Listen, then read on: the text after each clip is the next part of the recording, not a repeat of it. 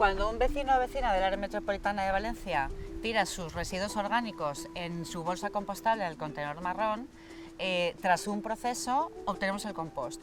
Este compost es el que llevaremos a los campos para mejorar su calidad y para cultivar las hortalizas que al final acabarán en nuestros platos.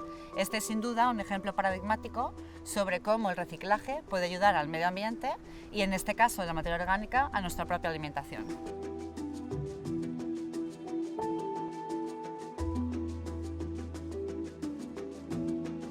A casa tenim una separació, una fracció, que és la fracció orgànica, i això, quan ja considerem, la baixem al carrer.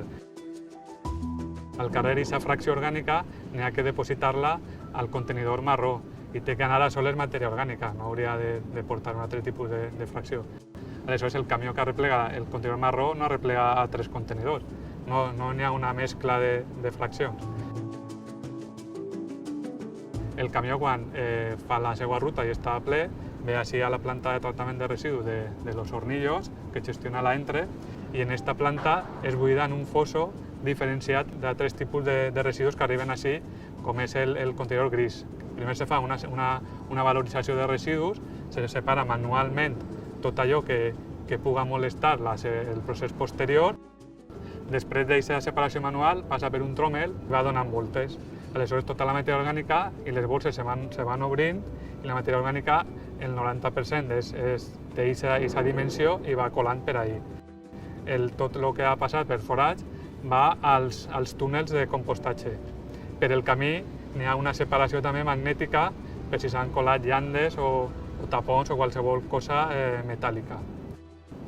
En els túnels de compostatge la matèria orgànica està 15 dies i se fiquen les temperatures adequades per a que es faci el procés de fermentar.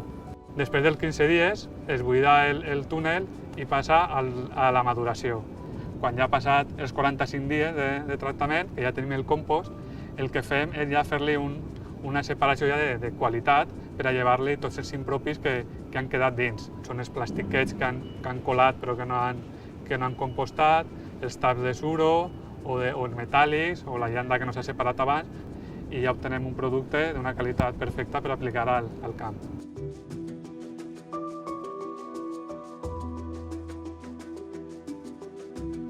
Hem de mirar com tirem el residu en el contenidor d'orgànica. L'objectiu des de l'administració no és un altre que fomentar l'economia circular i el quilòmetre zero. Consumir més productes de la terra que tenim al costat, no només perquè són els nostres, sinó que, a més, això té un impacte molt menor sobre el canvi climàtic. No podem oblidar-nos que estem en un procés d'emergència climàtica i que el nostre planeta ja no aguanta més. I tots i totes tenim una responsabilitat per a millorar les condicions d'aquest planeta.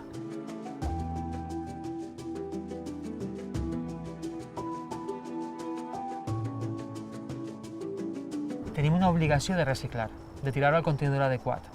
I en aquest cas, les restes d'aliments, de podes, les restes orgàniques que produïm en la nostra llar han de depositar-se en el contenidor marró precisament per a ajudar a que aquest planeta tingui una salut un poc millor, perquè en això ens va la nostra pròpia salut i la dels nostres fills i filles i la de totes les generacions futures que tenim per davant.